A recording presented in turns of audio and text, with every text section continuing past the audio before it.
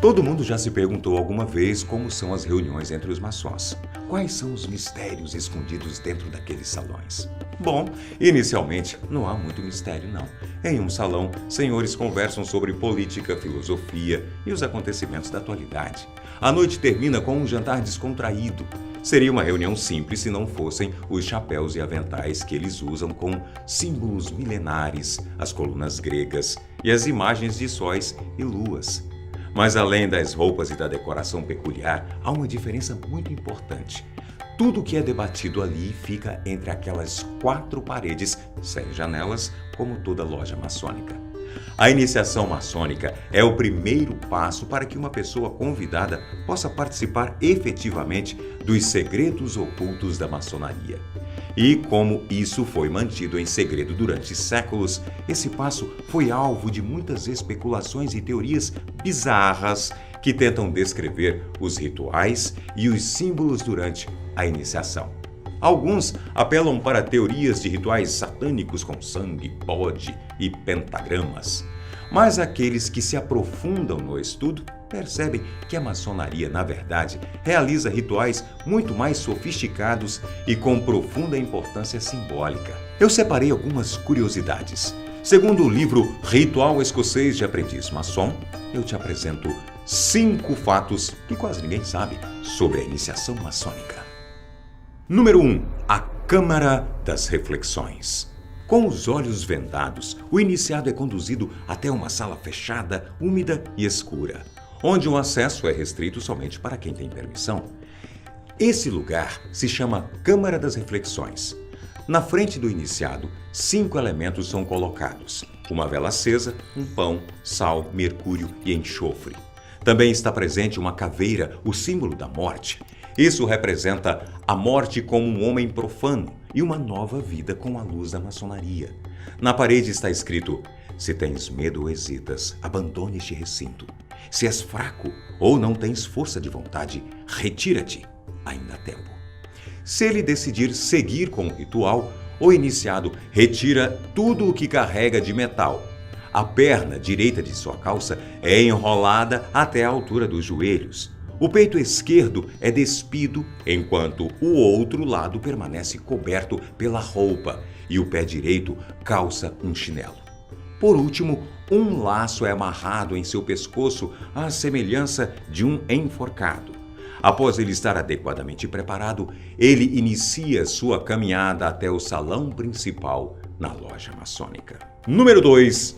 Viagens simbólicas. Conduzido por um tortuoso caminho, o iniciado passa por 4 momentos que envolvem os elementos terra, ar, água e fogo. Cada elemento representa uma viagem, que são as provas até a chegada na loja maçônica. O primeiro elemento, a terra, representa a Câmara das Reflexões e a decisão de seguir este caminho. Nesta etapa, ele ouve um ruído ensurdecedor enquanto caminha. A primeira viagem é representada pelo elemento ar, que significa a impetuosidade das paixões, a dificuldade nos empreendimentos, o choque dos interesses diversos. Uma forte corrente de ar é assoprada no rosto do iniciado. A segunda viagem é realizada pelo elemento água, e ela representa a purificação e o batismo filosófico que lava toda a impureza. Após todo o barulho escutado anteriormente, nessa etapa ele ouve o som de espadas e armas que representam os combates que o homem é forçado a travar. Após esse momento, sua mão é mergulhada 3 vezes dentro de um vaso com água. O quarto elemento é o fogo, e nessa parte da viagem não se ouve nenhum barulho. O iniciado deve saltar em um cinturão de fogo. Ele permanece no meio das chamas, mas não é queimado. Este elemento representa o contemplamento da verdade que se esconde dentro dele mesmo. Número 3. O juramento. Após as viagens serem finalizadas, o iniciado entra no salão principal na loja maçônica. A venda é retirada de seus olhos e ele é questionado se está decidido a realizar o juramento que irá uni-lo à sagrada ordem da maçonaria. Após aceitar fazer o juramento, o iniciado diz as seguintes palavras: Eu, de minha livre vontade, na presença dessa respeitável assembleia de maçons, juro e prometo solenemente nunca revelar nenhum dos mistérios da maçonaria que me serão confiados, e somente falar deles com bons e legítimos maçons, ou numa loja regularmente constituída. Prometo amar meus irmãos e socorrê-los e ir em seu auxílio. Preferirei ter a garganta cortada do que faltar ao meu juramento. Que o grande arquiteto do universo me ajude e me proteja de tal infelicidade. Número 4.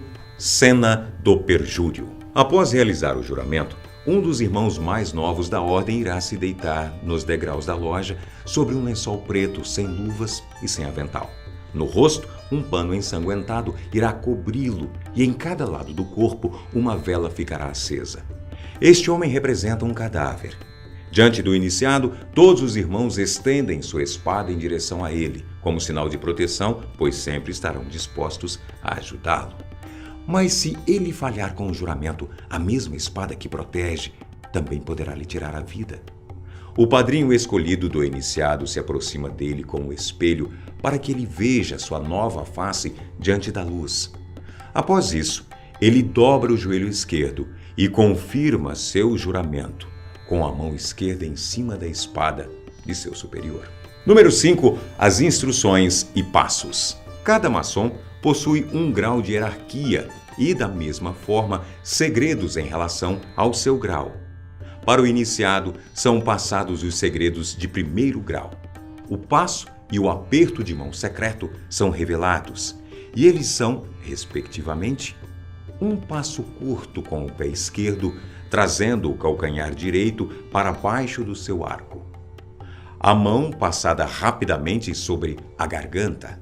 A pressão do polegar sob o nó de um certo dedo na mão de outro maçom ao apertarem as mãos.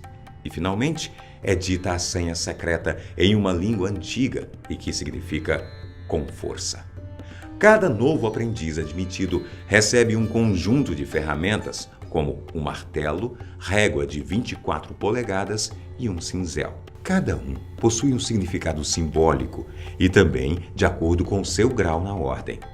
Mesmo após tomar conhecimento de tudo isso, muitos mistérios ainda continuam ocultos. As pessoas continuarão criando mitos e a verdade continuará escondida dos olhares curiosos. Não é à toa que uma instituição milenar como essa continua tão forte e tão resistente. Continua curioso? Seu amigo Boco te espera no próximo vídeo.